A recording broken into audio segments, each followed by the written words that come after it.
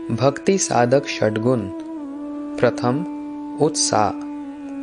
6 विषयों का वर्णन कर रहे हैं। उत्साह निश्चय धैर्य तत्तत् कर्म प्रवर्तनात् संग त्यागा सतो वृत्ते षड्भिर भक्ति ही प्रसिद्ध्यति। इन 6 विषयों का विवेचन अलग अलग रूप में होना आवश्यक है। अतएव यहाँ उत्साह के संबंध में लिखा जा रहा है। उत्साह किसे कहते हैं? उत्साह के अभाव में भजन क्रिया शिथिल पड़ जाती है। जाड्य, आलस्य या निर्वेद से शिथिलता पैदा होती है। आलस्य और जड़ता को ही जाड्य कहते हैं। उत्साह पैदा होने पर आलस्य और जड़ता दूर हो जाती है। चित्त धर्म के विपरीत अवस्था का नाम जड़ता है। अतएव जड़ता को शरीर या हृदय में स्थान देने से भजन किस प्रकार संभव हो सकता है? यत्न के अभाव में उदासीनता पैदा होती है। भक्ति योग का साधन अनिर्वन्य अर्थात उदास रहित चित्त से करना होता है। गीता में यही आज्ञा है। तम विद्यात दुख संयोग वियोगम योग संगीतम सा निश्चयेन योक्तव्यो योगो निर्विन्त चेतसा। 6:23। इस श्लोक के भाष्य में श्री बलदेव विद्याभूषण प्रभु महाशय ने कहा है, आत्मन्ये योगत्व मननम निर्वेदस्त द्रहित चिंचेतसः।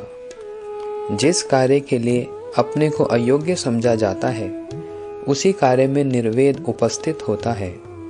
इस प्रकार के निर्वेद से सर्वदा रहित होकर उत्साहपूर्वक भक्ति योग का साधन करना चाहिए।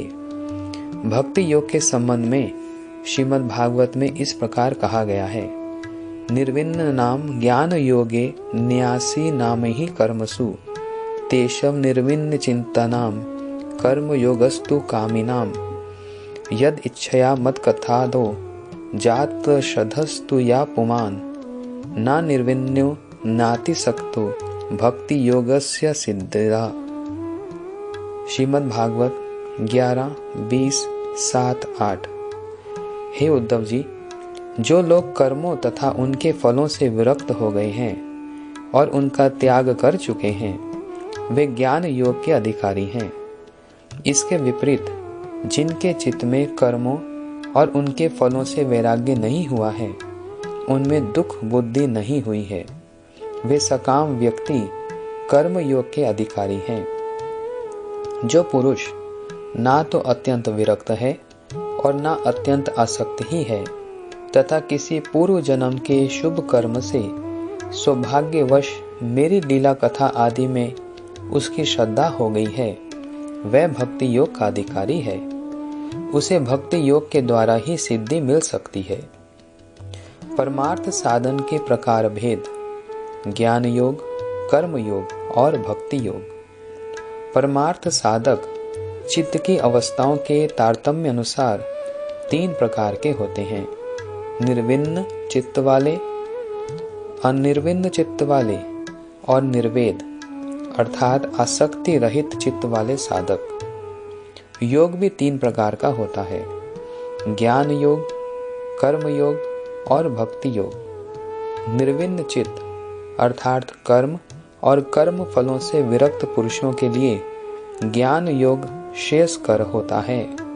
अनिर्विन्न चित्त अर्थात कामना युक्त पुरुष कर्म योग के अधिकारी हैं तथा अनिर्विन्न और अनासक्त पुरुषों को सौभाग्यवश जब मेरी लीला कथा आदि के प्रति श्रद्धा उत्पन्न हो जाती है तब वे भक्ति योग के अधिकारी हैं। तात्पर्य ये कि जो केवल जड़ीय कर्मों के प्रति विरक्त तो हो गए हैं किंतु जड़ अतीत अपराकृत क्रिया की अनुभूति प्राप्त नहीं कर सके हैं, उनके चित्त में सिवाय कोरी विरक्ति के और रह ही क्या सकता है। निर्भेद ब्रह्म ज्ञान ही उनके लिए चरम प्राप्ति का विषय होता है। जिनको ना तो जड़ीय कर्मों के प्रति विरक्ति ही है और ना जड़ अतीत चिन्मय क्रिया की अनुभूति ही प्राप्त है, उनके लिए चित्त शुद्धि कारक कर्म योग के अतिरिक्त और कोई गति नहीं है। जिन्होंने जड़ीय कर्मों को अत्यंत हे समझ लिया है तथा जिन्हें चित्त क्रिया की अनुभूति भी प्राप्त हो गई है, वे समस्त जड़ कर्मों के प्रति उदासीन होकर भी चिद अनुभूति उदित कराने के लिए कुछ कुछ जड़ कर्मों को सहायक के रूप में अंगीकार करते हैं, किंतु उन कर्मों में उनकी आसक्ति नहीं होती। भक्ति पर्व में जितनी ही अधिक चिद आलोचना होगी, जड़ विषयों में उतना ही अधिक मुक्ति मिलती जाएगी। जड़ विषयों से मुक्त होना भक्ति का अवंतर फल है। श्रीमद् भागवत में भक्ति योगों का लक्षण इस प्रकार बतलाया गया है। जात श्रद्धो मत कथासु निर्विन्न सर्व कर्मसु वेद दुखात्मकान कामान परित्यज्य अपनीश्वर ततो भजते माम प्रीति श्रद्धालु दृढ़ निश्चया जुष्मनश्च तान कामान दुखोदर्काश्च ग्रहण। श्रीमद् भागवत 11, 20, 27, 28। काम अर्थात कामना से कर्म का, निर्वेद से ज्ञान का और भगवत संबंधी श्रद्धा से भक्ति का उदय होता है। भक्ति योगी का आचरण। श्रद्धावान पुरुष स्वभावतः समस्त जन्म कर्मों से विरक्त होता है। वह केवल उन्हीं कर्मों को उतनी ही मात्रा में अंगीकार करता है जो कर्म जितने अंशों तक भगवत श्रद्धा के अनुकूल होते हैं। शरीर नहीं रहने से भक्ति का साधन नहीं होता। शरीर की रक्षा के लिए जिन जिन कर्मों की आवश्यकता होती है, उन दुखात्म काम कर्मों का परित्याग करने से शरीर की रक्षा कैसे हो सकती है? और शरीर नष्ट होने से साधन संभव नहीं है। इसलिए साधारण लोगों के लिए दुख फल जनक कर्मों को हे जानकर निंदा करते करते अनासक्त भाव से भोगना तथा उनसे जीवन निर्वाह करते हुए दृढ़ विश्वास से युक्त होकर भक्ति योग द्वारा मेरा भजन करना ही कर्तव्य है।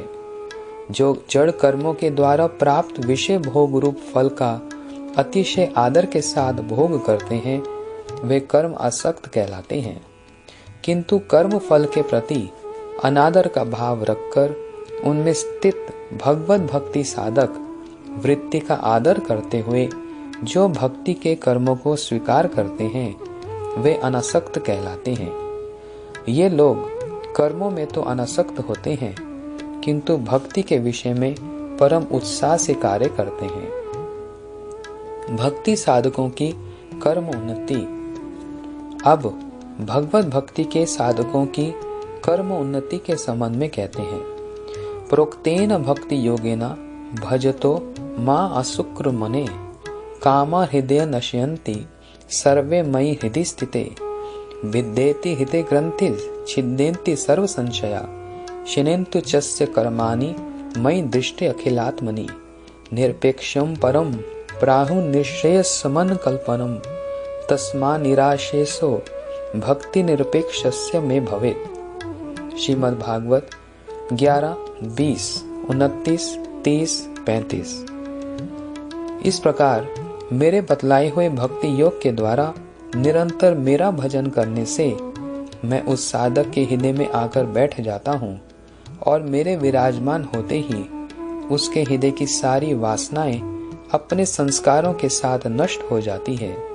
तब तो उसके हृदय की गांठ टूट जाती है, उसके सारे संशय छिन्न भिन्न हो जाते हैं और कर्म वासनाएं सर्वदा क्षीण हो जाती हैं। जीवों के लिए यही निरपेक्षता रूप सबसे श्रेष्ठ और महान निश्रेयस अर्थात परम कल्याण है। तात्पर्य ये है कि हृदय के अंदर अवस्थित काम रोग तथा अविद्या को दूर करने के लिए कोई दूसरी चेष्टा करना निरर्थक है। भगवत अनुशीलन रूप भक्ति योग का अवलंबन करने से अविद्या, काल, कर्म, जीवों का समस्त संशय और कर्म बंधन सब कुछ भगवान की कृपा से दूर हो जाता है। किंतु ज्ञान और कर्म से ऐसा नहीं होता। इसलिए अन्य अन्य कामनाओं और आशाओं का परित्याग कर निरपेक्ष होने पर हृदय में शुद्ध भक्ति उदित होती है। भजन क्रिया दो प्रकार की होती है, निष्ठिता और अनिष्ठिता। हम में कर्म का नाश करने की शक्ति नहीं है, ऐसा सोचकर हमें निरुत्साहित होना अनुचित है। भक्ति के प्रारंभ में ही साधक में उत्साह से युक्त श्रद्धा होनी आवश्यक है। भजन क्रिया दो प्रकार की होती है, निष्ठिता और अनिष्ठिता। साधु संग में श्रद्धापूर्वक भजन करते करते निष्ठा उत्पन्न होने पर भजन क्रिया की संज्ञा निष्ठिता होती है।